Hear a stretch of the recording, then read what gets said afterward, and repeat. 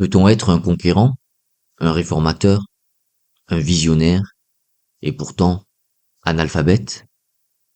Cette question, aussi provocante qu'elle puisse paraître, trouve sa réponse dans l'histoire d'un homme, dont le règne a redéfini le sens même du pouvoir, de la sagesse et de la tolérance. Akbar le Grand, empereur moghol du XVIe siècle, est né dans un monde divisé, secoué par les guerres et dominé par des empires instables. Il ne savait ni lire, ni écrire, mais il possédait une mémoire hors du commun, un instinct politique redoutable et une vision plus large que celle de ses contemporains. Il a unifié une immense partie de l'Inde du Nord, établi un empire durable et défendu une idée révolutionnaire, la coexistence religieuse. Aujourd'hui, alors que le monde s'interroge encore sur la manière d'exercer un pouvoir juste, tolérant et éclairé, l'histoire d'Akbar nous interpelle, nous inspire et nous met au défi. Parce qu'au-delà des conquêtes, au-delà des palais et des batailles, ce qui reste, c'est une leçon de grandeur, née d'un esprit libre et d'un cœur ouvert. Nous sommes dans la seconde moitié du XVIe siècle, une époque de bouleversements, de conquêtes et de mutations profondes aux quatre coins du monde. En Inde, le territoire est morcelé, partagé entre des dizaines de royaumes rivaux, de dynasties indépendantes et de seigneurs puissants, tous en lutte pour le pouvoir. L'empire moghol, fragilisé par les conflits internes, cherche à s'imposer face aux Rajputs, aux Afghans et à de multiples coalitions locales. Sur le plan religieux, la tension est palpable. L'Inde est traversée par une ligne invisible, mais bien réelle, entre l'islam et l'hindouisme. D'un côté, les élites mogholes sont musulmanes, influencées par la culture persane et les traditions soufis, mystiques, ouvertes, amies du dialogue. De l'autre, les populations hindoues, majoritaires, ont leur propre dieu, leurs rites, leur caste et leur roi. Les conflits religieux ne sont pas nouveaux, mais à cette époque, ils prennent une ampleur politique et menacent l'équilibre fragile du sous-continent. Pendant ce temps, le reste du monde change lui aussi. En Europe, c'est la Renaissance, le temps des humanistes, des grandes découvertes et des nouveaux savoirs. À l'ouest, les Portugais naviguent autour de l'Afrique et s'installent déjà sur les côtes indiennes, ouvrant la voie à la colonisation maritime. À l'est, l'Empire ottoman atteint son apogée, puissant, raffiné et influent de Constantinople à la Mecque. C'est dans ce monde en ébullition, où les frontières bougent, où les religions s'affrontent, et où les empires cherchent leur place, que va surgir un homme venu défier le destin. Akbar naît en 1542 dans la forteresse de Umarkot, au cœur du désert de Sindh et dans ce qui est aujourd'hui le Pakistan.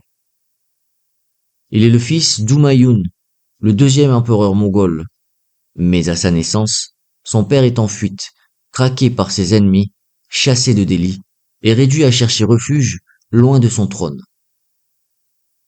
Akbar vient donc au monde dans l'exil, au milieu des dangers et sans aucune certitude d'avenir. Il grandit dans l'instabilité, ballotté entre les provinces, suivant les mouvements d'une cour sans terre ni capitale. Très jeune, il est confié à des nobles loyaux, des chefs militaires aguerris, qui lui enseignent non pas les lettres, mais l'art de la guerre, la chasse et le commandement. Il ne saura jamais lire, ni écrire. Mais cela ne l'empêchera pas de devenir l'un des hommes les plus brillants de son époque. Car Akbar possède une mémoire exceptionnelle, capable de retenir des débats entiers, des discours, des listes et des noms, après une seule écoute. Surtout, il montre très tôt une curiosité insatiable, toujours à l'affût des idées, des croyances, des hommes différents de lui. À l'adolescence, il révèle une précocité militaire troublante, capable de prendre des décisions stratégiques en pleine bataille avec un sang-froid et une lucidité rares. Son charisme naturel, sa capacité à rassembler et son instinct politique en font déjà, bien avant l'âge adulte, un prétendant redoutable au pouvoir. Mais son ascension ne fait que commencer.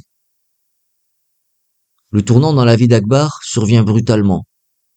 En 1556, son père, Humayun, meurt accidentellement en chutant d'un escalier de son palais.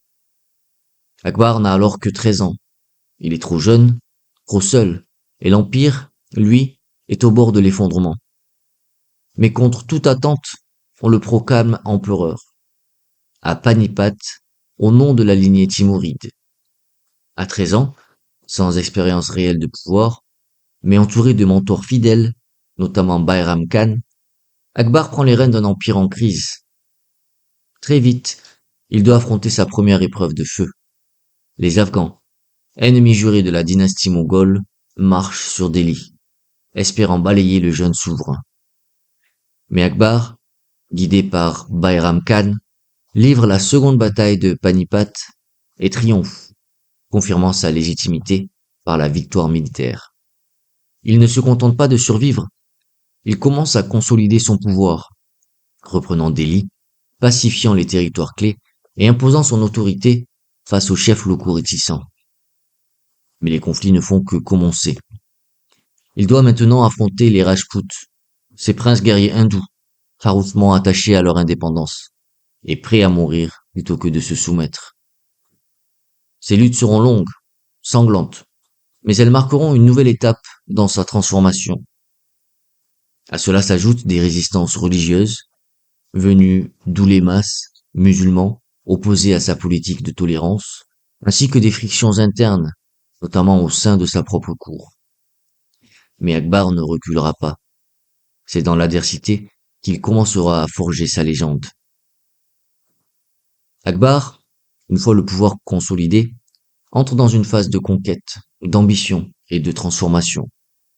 Il étend l'empire mongol bien au-delà de Delhi, en lançant une série de campagnes militaires décisives. Il soumet le Rajasthan, après des années de guerre contre les Rajputs, tout en intégrant certains d'entre eux dans son administration, prouvant qu'il savait vaincre, mais aussi unir. Il conquiert le Gujarat, région stratégique pour le commerce maritime, puis lance ses armées vers l'est et soumet le Bengale, puissant, fertile et essentiel pour la richesse de l'empire.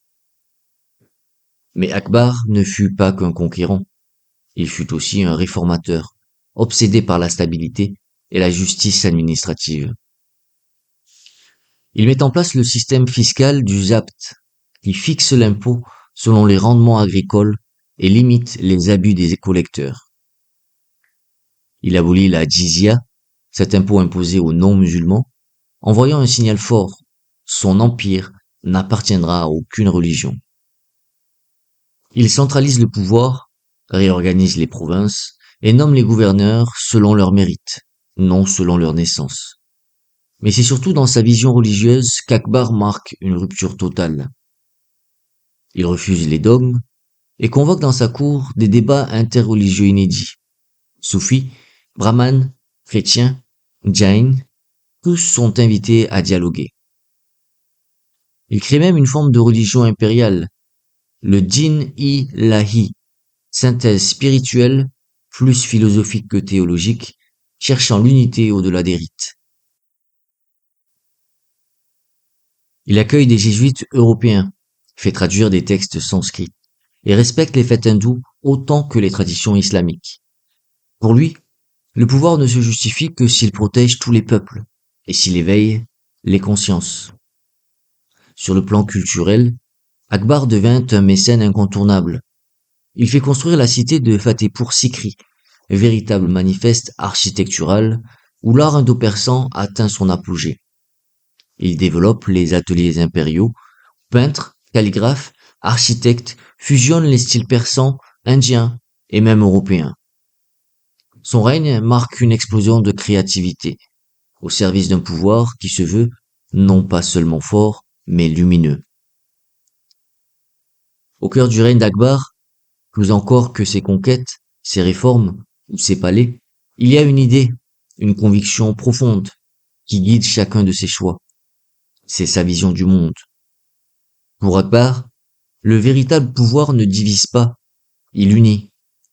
Un empire ne doit pas servir une seule religion, ni une seule culture, mais embrasser la diversité humaine comme une force et non comme une menace. Il croit à cette idée simple mais révolutionnaire pour son époque, l'unité dans la diversité.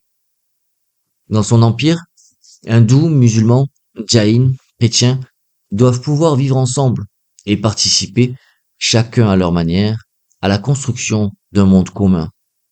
Cette idée le pousse à rejeter les dogmes rigides, les certitudes toutes faites, et à rechercher la vérité, non dans une seule foi, mais dans le dialogue.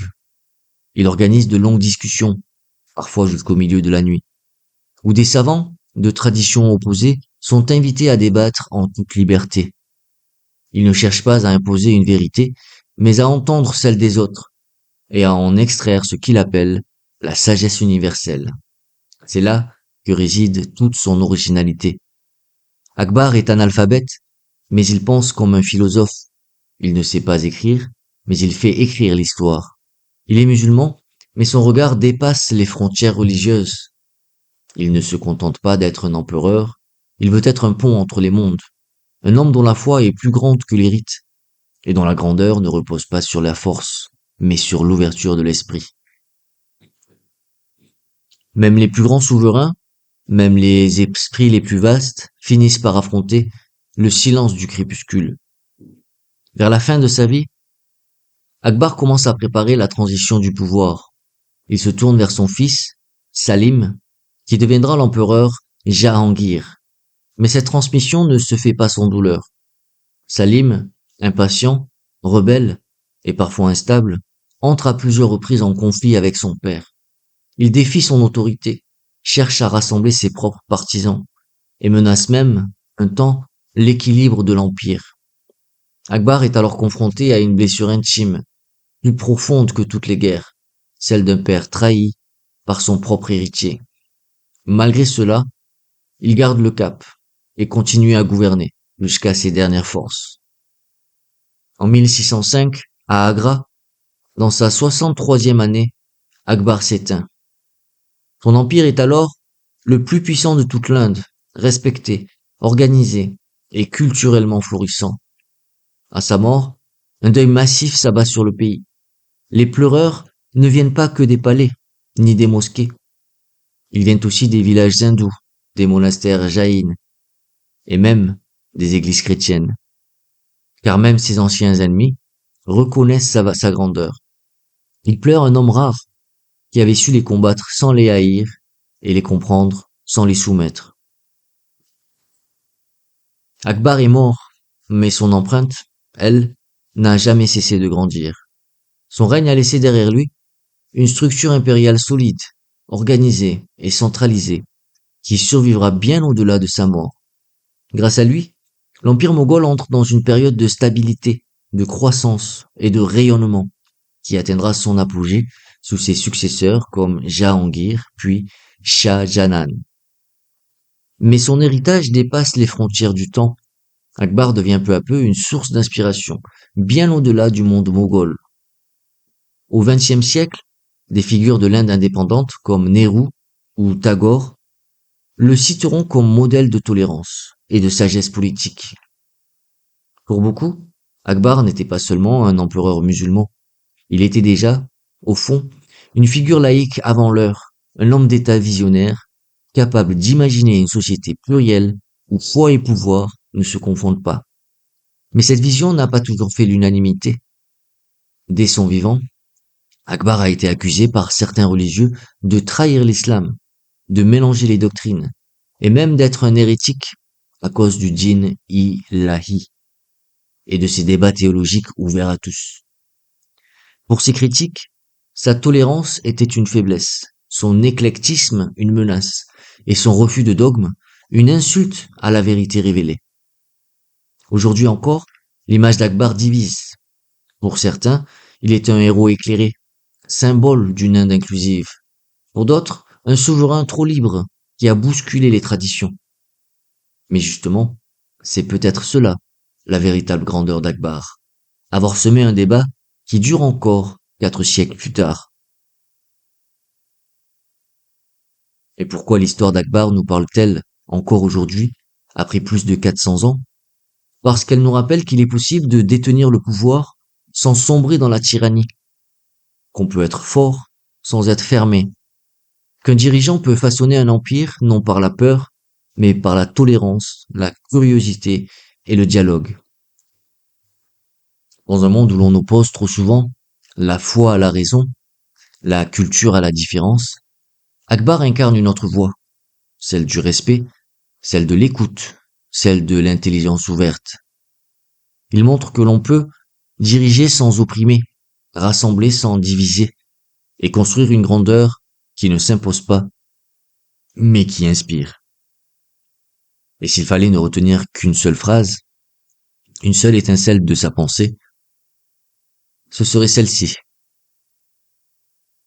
La vérité est une lumière, mais chacun la voit à travers les vitres de sa propre foi. Une leçon d'humilité et une invitation à voir plus loin que ses propres certitudes.